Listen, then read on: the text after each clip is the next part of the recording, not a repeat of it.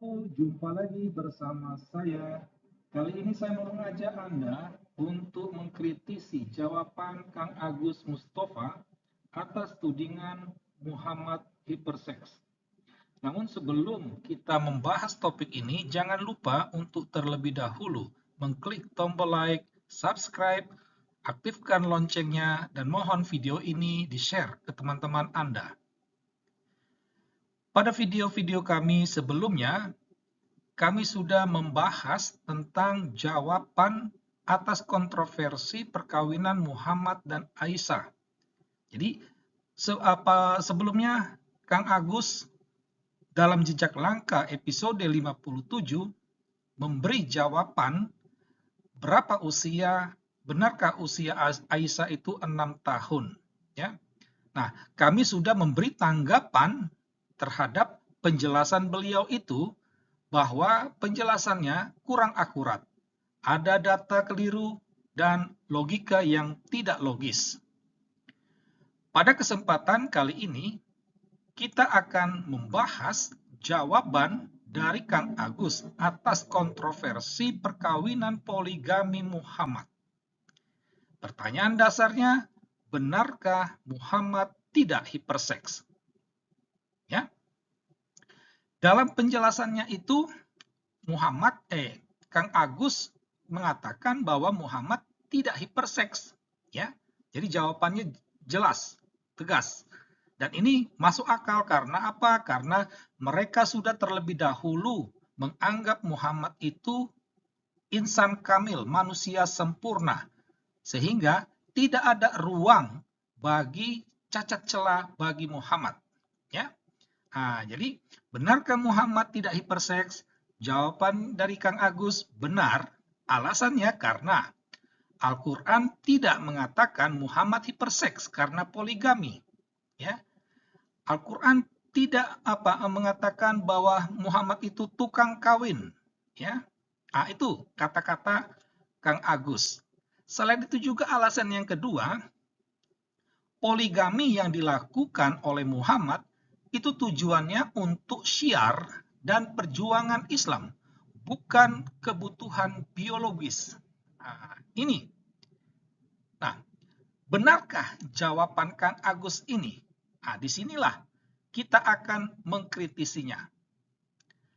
Jadi terkait poligami Muhammad, Kang Agus mengatakan bahwa istri Muhammad itu ada 13. Ya. Dan pada akhir hayat Muhammad itu sisanya tinggal 9. Ya. Nah, terkait soal istri Muhammad ini, kami akan menyediakan satu video khusus membahas tentang hal ini.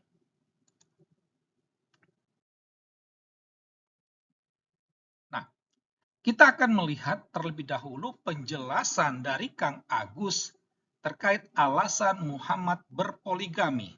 Ya. Jadi tadi sudah dikatakan istrinya itu ada 13.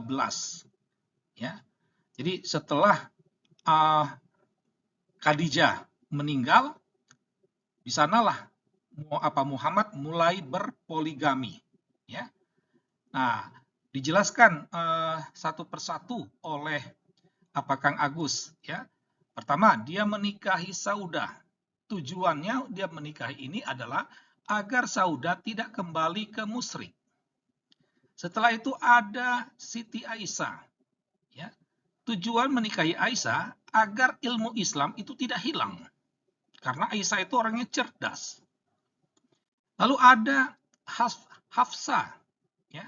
Tujuan menikahi Hafsah adalah untuk mengikat tali persaudaraan dengan Umar.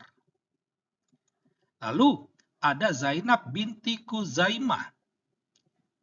Nah, tujuan menikahi Zainab ini adalah untuk membesarkan hati Zainab dan menyelamatkan akidahnya. Ya. Lalu berikutnya ada Zainab binti Jahsy. Ya. Nah, Zainab ini adalah menantu anak angkat Muhammad.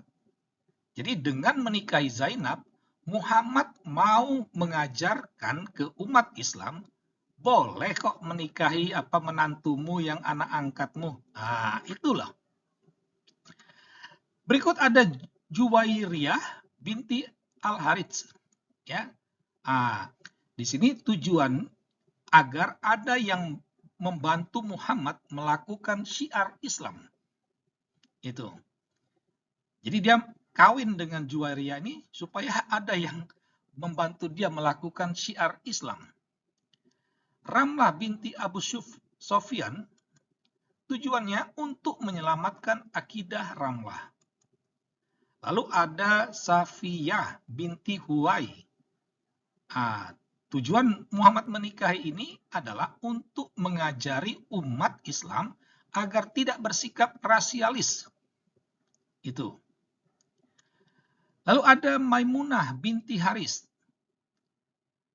Di sini Muhammad menikahi Maimunah sebagai simbol perdamaian dengan penduduk Mekah. Ya. Lalu ada Maria binti Al-Qibtiyah.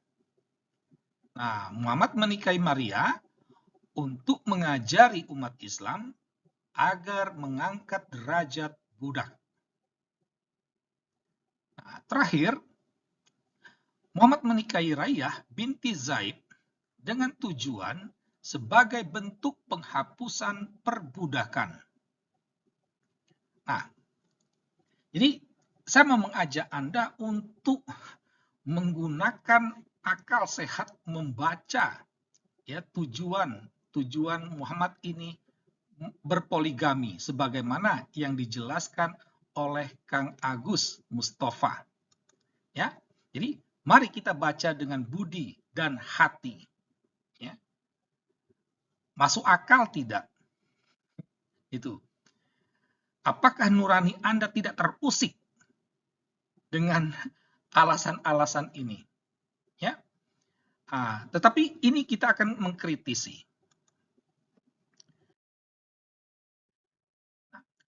Kami akan mau memberi beberapa catatan kritis terkait alasan perkawinan poligami tadi. Ya. Yang pertama, Kang Agus sama sekali tidak menjelaskan dasar tudingan orang tentang Muhammad yang berpoligami. Sama sekali. Ya. Malah Kang Agus hanya mengambil dasar Al-Quran. Itu. Yang berikut, satu pertanyaan, kenapa saat bersama Khadijah, Muhammad tidak berpoligami? Itu. Kenapa? Padahal pada saat Khadijah hidup, itu sudah ada perbudakan. Sudah ada dulu di Mekah itu sudah ada suku atau agama lain. Kenapa Muhammad tidak menikah supaya mengangkat derajat budak? Mengapa Muhammad tidak menikah untuk menampilkan sikap toleransi, tidak bersikap rasialis? Kenapa? Ya, ini harus dijawab. Ketiga, apakah tanpa kawin tali persaudaraan akan rusak? Haruskah orang kawin untuk menjaga akidah seseorang? Apakah tidak bisa setiap orang itu menjaga akidahnya sendiri? Apakah harus Muhammad menjaga dengan mengawini mereka? Haruskah pelajaran itu diberikan dengan contoh kawin? Soal perbudakan, kita ingat, Abraham Lincoln itu terkenal sebagai presiden yang menghapus perbudakan. Tapi Abraham Lincoln sama sekali tidak berpoligami. Kok bisa? Itu. Ya. Terakhir, apakah ada kepastian kalau tidak kawin orang kembali ke musyrik?